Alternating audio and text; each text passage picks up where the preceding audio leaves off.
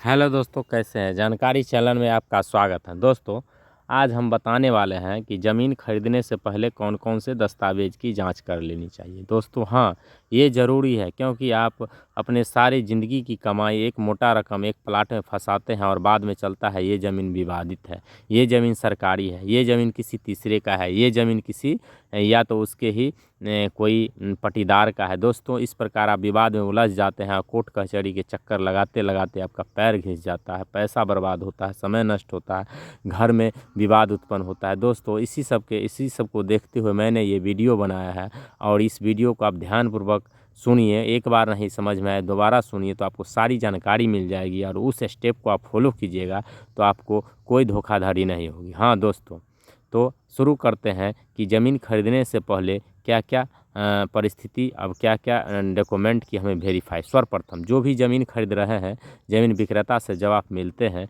और ज़मीन विक्रेता कहता है कि हमें ये प्लाट बेचना है, ठीक है दोस्तों, सबसे पहले उसका प्लाट देख लीजिए और प्लाट देखने के बाद आप क्या करिए, जो वहाँ के कोई ना कोई पड़ोसी होगा तो उससे जानकारी लेके आप उनसे थोड़ा विचार लीजिए कि ये ज़मीन इनका ही है, किसी प्रकार तो विवाद तो नहीं है। तो वो पड़ोसी से आपको जानकारी मिल जाएगी। यदि किसी प्रकार का विवाद रहेगा तो वो ज़रूर आपको बतलाएगा और जो आपका चौकीदार होंगे वो ज़रूर बताएगा। नहीं विवाद होगा तो कहेगा कि नहीं ये इनका ही ज़मीन है। ये फर्स्ट है।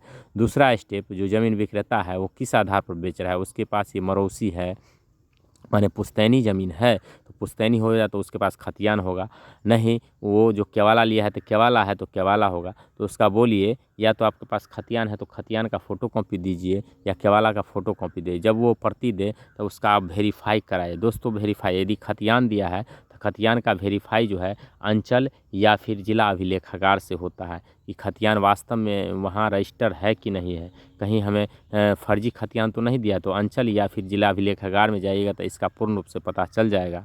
दूसरा कि यदि केवाला दे तो केवाला दे कि केवाला कराए हैं तो केवाला का भी वेरीफाई रजिस्ट्री ऑफिस से हो जाएगा कि वास्तविकता है कि ये ओरिजिनल केवाला उसके नाम से रजिस्टर है कि नहीं। तीसरा स्टेप में हमें करना है, जब ये वेरीफाई हो जाए तीसरा स्टेप हमें उठाना है कि जो खतियान हो केवाला हो तो आप या तो प्राइवेट अमीन के पास जाइए या फिर सरकारी अमीन जो होगा आपके अंचल में वहाँ जाइए। अमीन के पास जब जाइएगा ये पेपर दिखाइएगा कि हम ज़मीन खरीद रहे हैं सर, थोड़ा इसको नापी करके पुख्ता कर दिया जाए। तो वो अमीन साहब क्या करेंगे, वो आपका पेपर देखेंगे, वहाँ का जो खेसरा होगा उसे नापने के लिए जब प्लॉट पर आएंगे तो जब नापी होगी तो आसपास के लोग भी जागरूक हो जाएंगे, नहीं ये ज़मीन का नापी करवा रहे हैं और किसी प्रकार का उसमें विवाद रहेगा तो कोई ना कोई ज़रूर आएगा कि ये मेरा ज़मीन है, तीसरे आदमी का ज़मीन, ये मेरा ज़मीन आप क्यों नपवा रहे हैं। इससे ये भी पुख्ता हो जाएगा कि यदि विवाद नहीं रहेगा तो कोई नहीं आएगा, विवाद रहेगा तो कोई ना कोई आएगा। दूसरा ये भी पता चल जाएगा कि जो रकबा आपको जितना लिख रहा है उतना है कि नहीं है, ये भी आपको जानकारी मिल जाएगा। तीसरा ये भी हो जाएगा जो खेसरा लिख रहा है वो भी खेसरा होना है। कई बार क्या होता है कि ज़मीन विक्रेता अपनी चालाकी से आपको प्लॉट कोई और दिखा दिया और खेसरा कोई और लिख दिया, तो इस प्रकार के आप लाखों झंझट फंस जाते हैं। फिर आप उलझुलते रहिए और अपना समय बर्बाद करते रहिए। तो इस सब से ये स्टेप हो जाए। जब ये सारे प्रोग्रेस हो जाए तो पिलर ज़रूर दोस्तों गड़वा दे। पिलर गड़ाने से क्या होता है कि यार कोई प्रकार का विवाद हो तो विवाद वाला खुद ब खुद चला आएगा और नहीं होगा तो कोई नहीं आएगा। जब ये स्टेप फॉलो हो जाएगा, कोशिश करिएगा दोस्तों अंचल अमीन से ही नापी कराने की, क्योंकि अंचल अमीन आपको दो फ़ायदा, एक तो आपको पैसा कम लगेगा 500 या 1000 के चालान में वो नापी करने, दूसरा वो जो रिपोर्ट बना के देंगे या जब आप रजिस्ट्री कराइएगा दोस्तों उस वक्त वही रिपोर्ट को सम्मिलित कीजिएगा, ठीक है। तो ये स्टेप फॉलो होगा। अब चौथा स्टेप में हमको ये देखना है कि ज़मीन विक्रेता है उसके नाम से जमाबंदी चलती है कि नहीं चलती है।